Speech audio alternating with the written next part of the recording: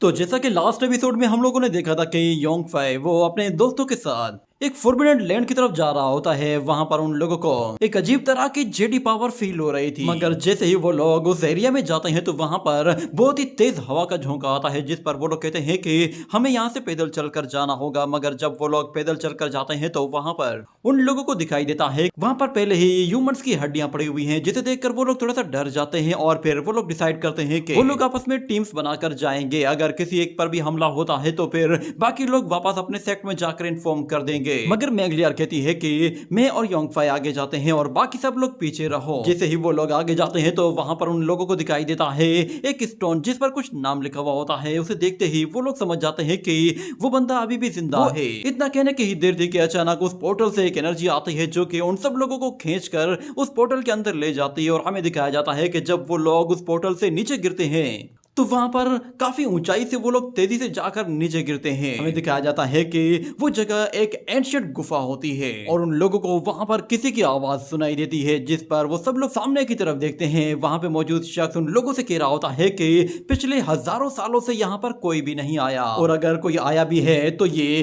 कुछ कमजोर से लोग आए हैं। मुझे लगा था कि शायद यहाँ पर कोई डिवाइन गॉड आएगा, मगर तुम सारे ही लोग मोर्टल्स हो। उस शख्स को वहां पर देखकर उन लोगों के होश उड़ जाते हैं, क्योंकि वो साइज में बहुत ही ज्यादा बड़ा होता है और उसकी बॉडी में हमें कुछ अजीब तरह के विंग्स दिखाई देते हैं। उनमें से 2 विंग्स व्हाइट होते हैं और 2 बिल्कुल ब्लैक होते हैं। उस शख्स को देखने के बाद फिर यहाँ पर योंग फाई उससे कहता है कि हजारों साल तो पलक झपकते ही गुजर गए, मगर तुम यहाँ पे किसका इंतजार कर रहे हो। योंग फाई को उस तरह उसकी लैंग्वेज में बात करता देखकर वो शख्स थोड़ा सा चौंक जाता है और कहता है कि इतने लंबे टाइम के बाद भी आज भी कोई शख्स ऐसा है जो कि एंशिएंट लैंग्वेज बोल सकता है। मगर योंग फाई उससे कहता है कि प्लीज मुझे बताओ कि आखिर 10,000 साल पहले क्या हुआ था। अचानक से गॉड और डीमंस, वो जो कि खुद को इमोर्टल्स कहते थे, वो अचानक से कहीं गायब हो गए। आखिर वहां पर हुआ क्या था। मैंगलियर जब उसे एंशिएंट लैंग्वेज बोलते हुए देखती है तो योंग फाई पर शक होने लगता है और दूसरी तरफ से योंग फाई कहता है कि मुझे बताओ कि आखिर गॉड्स और डीमंस सिमेट्री किसने बनाई है। ये सुनते ही वो बंदा कहता है कि 10,000 साल पहले जो कुछ भी हुआ है मुझसे उसके बारे में मत पूछो,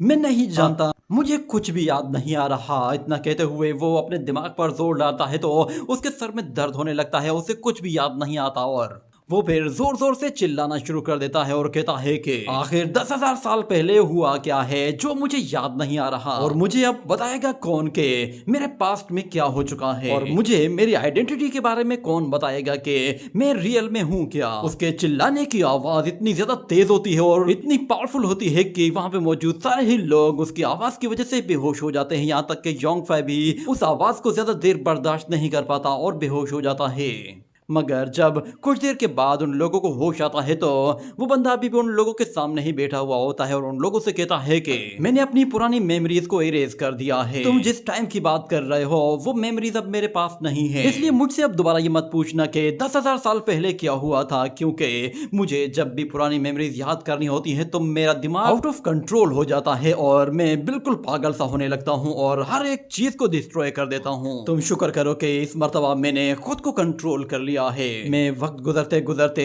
अपने आप से कंट्रोल खोता जा रहा हूँ। अगर तुम लोग उस वक्त आए होते जब मैं पूरी तरह से आउट ऑफ कंट्रोल था तो शायद तुम में से कोई भी नहीं बच पाता, भले ही तुम में से कोई शख्स, कोई गॉड या फिर इमोर्टल ही क्यों ना हो। मेरे सामने उस वक्त कोई भी नहीं बच पाता, मगर क्योंकि अब तुम लोग यहाँ पर आ ही गए हो तो फिर अब तुम लोगों को रूल्स को फॉलो करना ही होगा। ये कहने के साथ ही वो वहां पर अपनी एक powerful technique west haven boundary को यूज करते हुए एक अजीब तरह का इल्यूजन क्रिएट करता है और उन सब लोगों को हवा में ऊपर उठाकर उन्हें एक सीक्रेट रियलम में बंद कर देता है, जिसमें वो लोग एक इल्यूजन के अंदर चले जाते हैं। और वो वॉरियर उन लोगों से कहता है कि तुम में से जो भी शख्स अपने हार्ट को कंट्रोल कर सकता है वही यहाँ से जिंदा जा सकता है। जब योंग फाई उस इल्यूजन को देखता है तो वो कहता है कि ये तो वेस्टर्न हेवन इल्यूजन है, मगर वो वॉरियर उन लोगों से कह रहा होता है कि ये इल्यूजन तुम्हारा एक छोटा सा टेस्ट है। तुम लोग जो कुछ देख रहे हो या जो तुम्हें सुनाई दे रहा है वो असल में तुम्हारे अपने ही दिल में मौजूद है। तुम्हारा अपना ही डर आज तुम्हारे सामने आएगा और हो सकता है कि जो कुछ भी तुम्हारे सामने हो रहा हो वो बिल्कुल सच हो या फिर वो फेक भी हो सकता है, क्योंकि ये सब कुछ तुम्हारे ही हार्ट से आ रहा है। बस अब देखना है कि तुम लोग अपने डर पर कैसे काबू पाते हो। मगर यहाँ पे योंग फाई वो फिर से उस इल्यूजन को तोड़ने के लिए अपने एक फैमिली ट्रिक को यूज करता है। और कहता है कि ऐसी कोई जगह नहीं जहां पर कुछ नहीं होता, जहां कुछ नहीं होता वहीं सब कुछ होता है। ये कहते हुए वो अपनी उस टेक्निक को कंटिन्यू करता है और हमें दिखाया जाता है कि वो उस इल्यूजन को तोड़ने के लिए जैसे ही अपनी एनर्जी को बढ़ाना शुरू कर देता है तो वो उस एनर्जी बॉल से बाहर निकल आता है और कहता है कि मैंने सोचा भी नहीं था कि मेरी फैमिली टेक्निक इतनी कमाल की होगी, मगर वो अब भी उस वॉरियर के हाथ में ही होता है। और वो योंगफाई से कहता है कि तुम्हारे पास कल्टीवेशन तो बिल्कुल लो है, मगर उसके बावजूद भी तुम जानते हो कि इल्यूजन से किस तरह बाहर आया जाता है, तुम काफी इंटरेस्टिंग हो। और यहाँ पे हमें मेंगलियार को दिखाया जाता है, वो भी अपने ही एक सीक्रेट स्पेस में मौजूद होती है। वहां पर एक डीमन उसकी बॉडी को पकड़े हुए होता है और वो अपने माइंड स्पेस में कहीं गुम होती है और वो फिर से अपनी मेमोरीज के अंदर जाती है तो उसे याद आता है कि वो अपने बचपन में बहुत ही ज्यादा वीक थी। उसकी मास्टर उससे कहती है कि तुम बहुत ही ज्यादा वीक हो, तुम अपने टैलेंट के हिसाब से किसी को भी नहीं बचा सकती। क्या तुम्हें डर नहीं लगता कि इतनी ज्यादा वीकनेस के साथ तुम ना किसी को बचा पाओगी ना ही खुद बच पाओगी? मगर मेंगलियार अपनी मास्टर की बातों से बिल्कुल भी सेटिस्फाइड नहीं होती और वो कहती है कि अगर मैं उसे बचा नहीं पाई तो कम से कम वो खुद से तो बचा सकती थी। ये कहते हुए वो अपनी ही मास्टर पर अपनी बेम्बू स्टिक के साथ हमला करना शुरू कर देती है, मगर वो एक भी अटैक नहीं कर पाती। उसकी मास्टर उसके सारे ही अटैक आसानी से ब्लॉक कर देती है और उससे कहती है कि तुम्हें रूथलेस वे को समझना ही होगा, तुम्हें अपने आप के बारे में नहीं सोचना, अपने सेल्फ इमोशंस को हमेशा से कंट्रोल करना है। ये कहते हुए वो उसे उठाकर वहां से पीछे फेंक देती है और उससे कहती है कि तुम्हारा दिल एक पत्थर जैसा होना चाहिए, तभी तुम अपने इमोशंस पर अच्छी तरह से कंट्रोल कर सकती हो। जब तुम्हारा हार्ट वो बिल्कुल सॉलिड होगा तो फिर तुम्हारी सोड भी इतनी सॉलिड होगी कि तुम उससे एक एक इविल स्पिरिट को चुन चुन कर मार सकती हो। ये कहते हुए वो उस बेम्बू स्टिक को ऊपर उठाती है और सारे ही लोग डर जाते हैं कि शायद मास्टर उसे मारने वाली है, मगर वो मास्टर अपनी डिसाइपल को कहती है कि तुम्हारे अंदर जरा भी स्किल्स नहीं है, तुम किसी को बचा नहीं सकती। ये कहते ही वो उस बेम्बू स्टिक से जैसे ही एनर्जी और रिलीज करती है तो वो वहां पर मौजूद बहुत सारे बेम्बू स्टिक्स को तोड़ देती है। वही स्टिक फिर जमीन पर गाड़ कर वहां से जाते हुए बाकी डिसाइपल से कहती है कि तुम लोग अब यहाँ से जा सकते हो, मगर वो मेंगलियार को कहती है कि तुम यहीं पे ही रुको, तुम्हें और ज्यादा प्रैक्टिस करनी है। तुम जब तक इस बेम्बू स्टिक को तोड़कर दो टुकड़े नहीं कर देती तब तक तुम्हें यहीं पर ही रहना है। मगर मेंगलियार कहती है कि ये बस एक मामूली सा बेम्बू तो है, इसे तोड़ने में क्या मसला है। ये कहते ही वो अपने बेम्बू के साथ उस बेम्बू स्टिक को जैसे ही मारती है तो उस बेम्बू स्टिक पर जरा सा भी फर्क नहीं पड़ता। ये देखने के बाद मेंगलियार फिर एक के बाद एक स्टिक से वार करना शुरू कर देती है, मगर उस बेम्बू पर कोई भी फर्क नहीं पड़ रहा था। वहां पर मेंगलियार को पूरा दिन गुजर जाता है, मगर वो अभी भी उस स्टिक को तोड़ तक नहीं पाई थी। पर फिर एक टाइम ऐसा आता है कि वो गुस्से में जैसे ही उस पर वार करती है तो वो उसके काट कर दो टुकड़े कर देती है, मगर यहाँ पर उसकी बहुत ज्यादा एनर्जी कंज्यूम हो चुकी होती है और वो काफी ज्यादा थक भी चुकी थी, तो इसीलिए उसे चक्कर आते हैं और वो वहीं पर ही नीचे गिरकर बेहोश हो जाती है। मगर हमें दिखाया जाता है कि वहां पर जब उसे एक लड़की उठाने के लिए आती है तो मेंगलियार आंखें खोलकर देखती है, वो उसके अपने ही दोस्त थे। मगर वो लड़की मेंगलियार को कहती है कि उठो जल्दी करो, एविल स्पिरिट्स ने हमला कर दिया है और वो चारों तरफ फैल गई है। ये कहने के बाद वो लोग वहां से जाते हैं और वहां पर असल में बहुत सारे एविल वॉरियर्स आ गए थे जो कि हर तरफ तबाही मचा रहे थे। वहां पे मौजूद जितनी भी लड़कियां होती हैं वो सारी की सारी उन एविल वॉरियर्स के हाथों मारी जाती हैं। ये देखकर वो छोटी बच्चियां बहुत ज्यादा डर जाती हैं, उन्हें लगा कि शायद बहुत जल्द वो लोग भी वहां पर मारी जाएंगी। उनमें से एक लड़की तो अपना मुंह छुपाकर एक जगह रोने बैठ जाती है और बाकी लड़कियां वो नजारा देखकर रो रही होती हैं। मगर यहाँ पर मेंगलियार अभी भी खुद को कंट्रोल कर रही होती है और वो सारी सिचुएशन देखने के बाद डिसाइड कर लेती है कि वो अब क्या कर सकती है। वहां पर उसकी अपनी ही मास्टर बहुत बड़ी मुसीबत में थी, क्योंकि वो वहां पर एक इविल वॉरियर के साथ फाइट कर रही थी जो कि इतना ज्यादा ताकतवर था कि उससे लड़ने के लिए उसकी अपनी मास्टर को भी बहुत ज्यादा दिक्कत का सामना करना पड़ रहा था। वो वॉरियर उसकी मास्टर से कह रहा होता है कि चलो मान जाओ लेडी, तुम्हारे इस रूथलेस वे में कोई भी मजा नहीं है, मेरे साथ चलो, तुम मेरे साथ काफी ज्यादा एंजॉय करोगी। उस लेडी मास्टर के सारे अटैक बिल्कुल नाकाम होते जा रहे थे और इतने में अचानक फिर उसके पीछे एक दूसरा मोटा वॉरियर एक हैमर लेकर पहुंचता है और उस पर इतनी जोर से वार करता है कि वो लेडी उससे बहुत ही बुरी तरह से हर्ट हो जाती है और सीधा जमीन पर जा गिरती है। ये देखकर वो सारी लड़कियां बहुत ज्यादा डर गई थी। उनमें से एक लड़की कहती है कि सीनियर इंजर्ड हो चुकी है, इसलिए ये खेल खत्म होने वाला है, हम सब लोग मरने वाले हैं। उनकी मौत के बाद हम सब लोगों को आसानी से ढूंढ लिया जाएगा। और फिर एक दूसरी लड़की कहती है कि हम लोगों को यहाँ से भाग जाना चाहिए वरना हम सब लोग यहाँ पर बहुत ही आसानी से पकड़े जा सकते हैं। मगर वहाँ पर वो लोग देखते हैं कि मैंगलियर तो सोड लेकर आ गई है, जिस पर बाकी लड़कियां उससे कहती हैं तुम आखिर क्या करने वाली हो। तो मैंगलियर कहती है करना क्या है, मुझे अपनी सीनियर सिस्टर की जाकर हेल्प करनी होगी क्योंकि उसे हमारी हेल्प की जरूरत है। मगर वो लड़कियां कहती हैं कि ये तो बस आज ही हमारे सेक्ट में आई है और ये बिल्कुल बेकार लड़की है, आखिर ये हमारी सीनियर सिस्टर के लिए स्टैंड कैसे ले सकती है।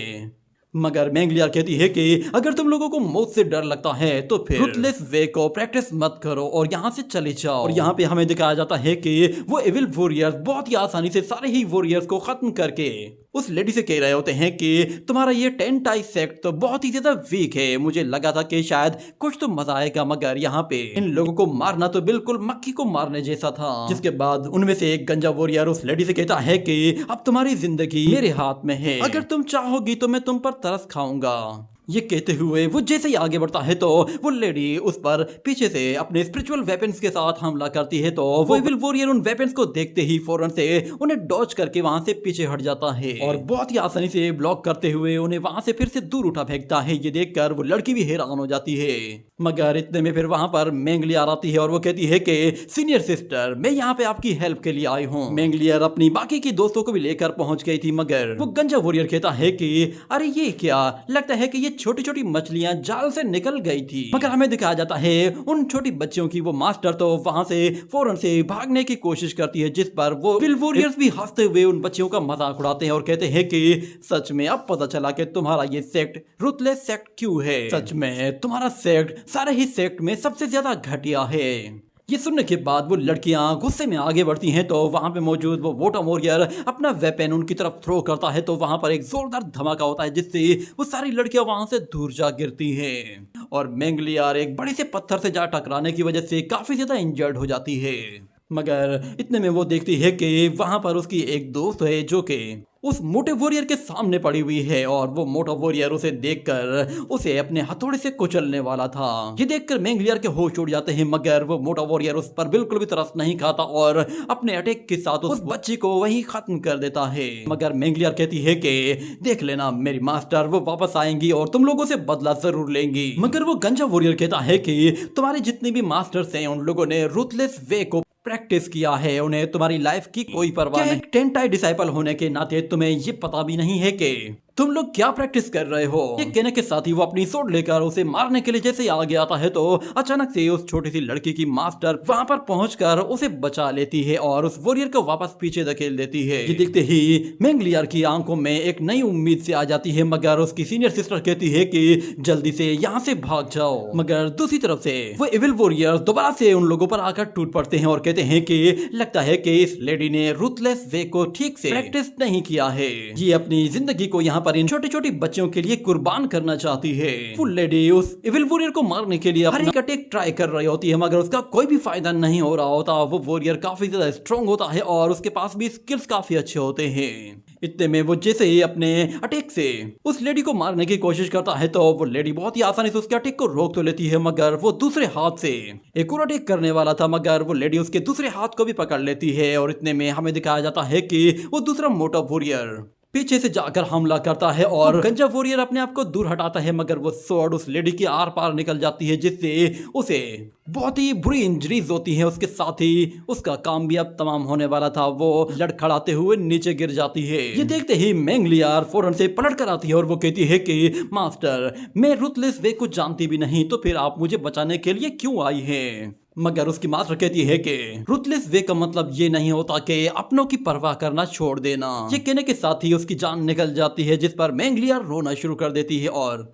वो दोनों ही एविल वॉरियर जोर जोर से हंसना शुरू कर देते हैं और उस लड़की का मजाक उड़ाते हैं। पर अचानक से एक जोरदार स्प्लैश अटैक आकर उन वॉरियर से टकराता है जिसकी वजह से वो वॉरियर्स उस अटैक से टकराकर वहीं पर धड़ाम से नीचे गिरते हैं और वहीं डेड हो जाते हैं। और हमें दिखाया जाता है वहां पर एक जायंट स्टेचू के ऊपर एक और लेडी खड़ी हुई होती है जो कि असल में 10 टाई सेक्ट की ग्रैंड मास्टर। अगले सीन में हमें दिखाया जाता है कि वो ग्रैंड मास्टर वहां पे एक लड़की वान लिन से कहती है कि तुमने रुथलेस वे को काफी अच्छी तरह से समझ लिया है, इसलिए तुम अब आगे जा सकती हो और जाकर अपनी ट्रेनिंग कंटिन्यू कर सकती हो। ये सुनकर वान लिन काफी ज्यादा खुश होती है और अपनी मास्टर को थैंक्स कहकर वहां से चली जाती है। मगर जहां तक बात मेंगलियार की होती है तो उसकी मास्टर उससे कहती है कि मेंगलियार, जब तुमसे वान लिन ने मदद के लिए कहा था तो तुमने उसकी मदद क्यों नहीं की?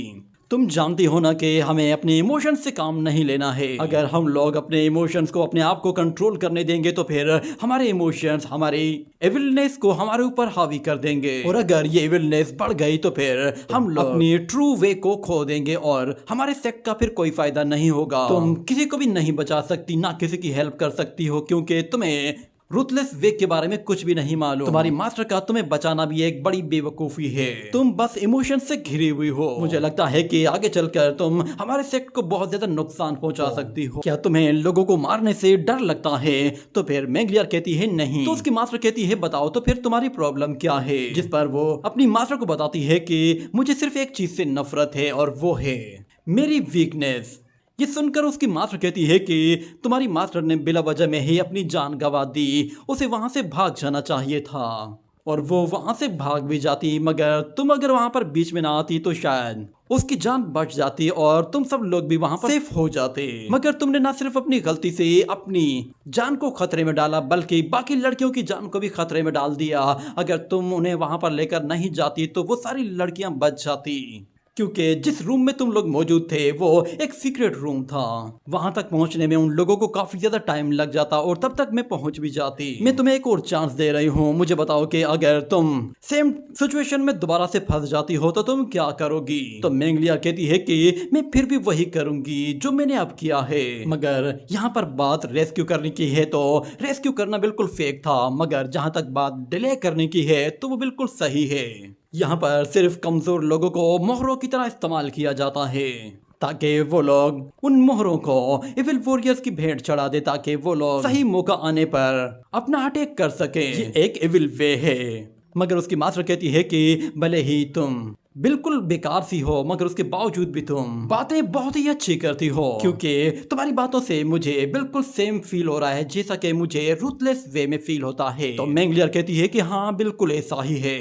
ये सुनकर उसकी मास्टर जोर जोर से हंसना शुरू कर देती है और उससे कहती है कि ठीक है तो फिर तुम भी चले जाओ और जाकर अपनी आगे की प्रैक्टिस शुरू करो।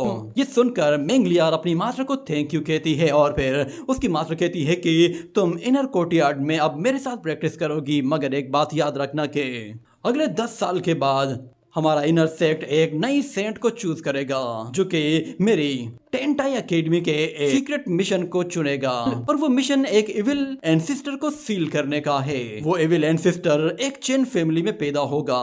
अगर एक मर्तबा उसने 6 इविल पाथ को यूनिफाइड कर दिया तो फिर उसे रोकना नामुमकिन हो जाएगा। मगर हमारे लिए खुशकिस्मती की बात यह है कि हमारी एंसेस्टर टेंटाई ने उसे बहुत पहले ही सप्रेस कर दिया था, जिसकी वजह से उसकी पावर्स बहुत ज्यादा वीक हो चुकी है। अगर वो एविल एंसेस्टर दोबारा से अपीयर होता है तो फिर हमारा सेक्ट बिल्कुल डिस्ट्रॉय हो जाएगा। यहाँ पे हमें दिखाया जाता है कि वो एविल एंसेस्टर कोई और नहीं बल्कि असल में योंगफाई ही होता है, और वो असल में मेंगलियार की मेमोरीज को देख रहा होता है और साथ में वो जायंट वॉरियर वो सारा इल्यूजन देख रहा होता है जो कि उस मेंगलियार के माइंड में क्रिएट हो रहा था। और फिर वो योंगफाई से कहता है कि चलो तुम भी जाकर किसी का इल्यूजन देख सकते हो। ये कहते ही वो मेंगलियार के इल्यूजन में उसे थ्रो कर देता है। तो योंगफाई देखता है कि वहां पर एक एविल एंसेस्टर है जिसने मेंगलियार को पकड़ा हुआ है और उसने उसके सेक्ट को पूरी तरह से बर्बाद कर दिया है। मगर योंगफाई कहता है इस लड़की का ये इल्यूजन तो सच में बहुत ही खतरनाक है, ऐसा लग ही नहीं रहा कि यहाँ पे कुछ भी बिल्कुल फेक हो सकता है। मगर यहाँ पर मेंगलियार वो उस एविल एंसेस्टर से कहती है कि क्या तुम ही हो जिसने मेरे सेक्ट को बर्बाद किया है और इन सबको मारा है। ये सुनकर वो एविल एंसेस्टर हंसना शुरू कर देता है और कहता है कि क्या तुम्हारे ओल्ड मास्टर्स ने तुम्हें मेरे बारे में बताया नहीं था? तुम्हें मुझे उसी वक्त सील कर देना चाहिए था ताकि तुम अपने रूथलेस वे को आगे बढ़ा सको, मगर तुमने अपनी सेल्फिशनेस को एक साइड पे रख दिया और अपनी इंपीरियल थॉट्स को भी बिल्कुल इग्नोर कर दिया है। एक मर्तबा तुम्हारी ये थॉट्स और तुम्हारी कल्टीवेशन ब्रेक डाउन हो जाए तो फिर मैं कभी भी बाहर आ सकता हूँ। ये कहने के साथ वो एक जायंट हैंड के साथ उसकी मास्टर को उसके बिल्कुल सामने ले आता है और उसकी मास्टर फिर मेंगलियार से कहती है आखिर तुम कब सीखोगी, तुम बार बार वही गलती दोहरा रही हो। मगर वहाँ पे मौजूद वो एविल एंसेस्टर अपने उस जायंट हैंड के साथ इतना जोर से पुश करता है कि वो उस लेडी एंसेस्टर की हड्डी पसली तक तोड़ कर रख देता है और उसी के साथ उसका काम तमाम हो जाता है। और वो एंसेस्टर फिर मेंगलियार से कहता है मैंने तुम्हें पहले ही कहा था कि तुम्हारे इमोशंस तुम्हारे सबसे बड़े दुश्मन हैं, मगर तुम अपने एक्सपीरियंस के जरिए इस वर्ल्ड की कंफ्यूजन को दूर करना चाहती थी ताकि तुम इस दुनिया की हकीकत को जान सको। देखो अब क्या हो गया है, क्या अब तुम्हारे पास कोई ऑप्शन मौजूद है? तुम्हारा वो ट्रू पाथ जिसमें तुम्हें एक रूथलेस पर्सन बनना था, तुमने उसे छोड़ दिया। मुझे रोकने के लिए सिर्फ एक ही रास्ता था कि तुम्हें एक रूथलेस सेंट बनना था। ये कहने की ही देर थी कि अचानक से मेंगलियार के माइंड में कोई चीज क्लिक होती है और हमें उसके माइंड स्पेस में दिखाया जाता है कि उसकी इविल स्पिरिट उसकी बॉडी के अंदर ही पैदा हो जाती है और वो मेंगलियार से कहती है कि दुनिया में हर जगह तबाही मची हुई है और इस वक्त तुम्हें मेरे सहारे की जरूरत है। तुम अगर वाकई में मुझे अपना लेती हो तो फिर तुम पूरी दुनिया को बचा सकती हो। तुम्हें दुनिया को वो बनकर दिखाना है जो तुम हो, ना कि तुम्हें वो बनना है जो कि तुम हो ही नहीं। ये कहते हुए वो इविल स्पिरिट मेंगलियार की बॉडी के अंदर चली जाती है और फिर आहिस्ता आहिस्ता अपनी पावर के जरिए उसे सपोर्ट भी करती है और उसकी बॉडी पर अपना कंट्रोल भी लेने लगती है और उस एविल एंसेस्टर से कहती है कि इस दुनिया में कुछ भी नामुमकिन नहीं और ना ही कोई ऐसा वे है कि जिससे किसी एक खास चीज को खत्म किया जाए। ये सुनते ही वो एविल एंसेस्टर हंसना शुरू कर देता है और कहता है कि मैं देखना चाहता हूँ कि तुम आखिर अब कर क्या सकती हो। ये कहते हुए वो अपनी एनर्जी के जरिए वहाँ पे मौजूद जितनी भी लड़कियों की डेड बॉडीज पड़ी होती है उन्हें अपनी एनर्जी से दोबारा जिंदा कर देता है, जिसके जरिए वो उन्हें बहुत ही आसानी से कंट्रोल भी करता है। ये देखकर योंगफाई भी हैरान हो जाता है और यहाँ पर मेंगलियार की अपनी ही दोस्त उसके अगेंस्ट खड़ी हो गई थी और मेंगलियार कहती है कि पास्ट में जो कुछ भी हुआ है वो भाड़ में जाए। ये कहने के साथ वो अपनी सोड लेकर तेजी से अपनी सेक्ट मेंबर्स को मार रही होती है, मगर अचानक से हम देखते हैं कि वो लड़कियां योंगफाई में कन्वर्ट हो जाती हैं, जिस पर योंगफाई हैरान हो जाता है कि आखिर मेंगलियार ये क्या कर रही है। वहां पर उसे चेंशी भी दिखाई देती है जो कि असल में योंगफाई के ऊपर बैठकर रो रही होती है, मगर मेंगलियार वो उस लड़की को भी नहीं बख्शती और अपनी सोड के साथ उसे भी मार देती है। ये देखते ही योंगफाई आगे बढ़ने लगता है, मगर उस एंशिएंट गुफा में मौजूद वो वॉरियर योंगफाई को रोकता है और कहता है कि तुम यहाँ पर दखल नहीं दे सकते। और यहाँ पर मेंगलियार चेंशी को भी अपनी सोड के साथ कत्ल कर देती है और वो एविल एंसेस्टर मेंगलियार से कहता है क्या तुम इसे कहती हो रूथलेस वे, जिसमें तुम अपनी मोहब्बत को अपनी नफरत में बदल रही हो। मगर यहाँ पर मेंगलियार को उसकी बातों से कोई फर्क नहीं पड़ता और वो पलटते ही अपनी सोड के साथ उस एविल एंसेस्टर को मारने वाली होती है, मगर वो एंसेस्टर तो उसके अटैक को आराम से रोक लेता है और कहता है कि चलो तो मैं तुम्हें दिखाता हूँ कि कोई टेक्निक किस तरह यूज की जाती है। मैं तुम्हारे ऊपर एक छोटी सी डिजायर टेक्निक को यूज करने वाला हूँ जिससे मैं कंप्लीटली तुम्हारे रूथलेस वे को ब्रेक कर दूंगा। ये कहते ही वो उस पर अटैक करके उसे उठाकर दूर फेंक देता है तो अचानक से सब कुछ बिल्कुल चेंज हो जाता है और योंगफाई देखता है कि वो लड़की तो योंगफाई की तरफ आ रही है और अपनी बाहें फैला रही है, जिस पर योंगफाई भी डर जाता है और उसी के साथ ये एपिसोड यहीं पे ही एंड हो जाता है। 醒醒！怎么回事？身体不能动。原来你的灵识也被关在死去的躯壳中。谁敢保证他不是神魔养的伥鬼？邪乐，自库尼，切莫西自切克勒，库萨尼。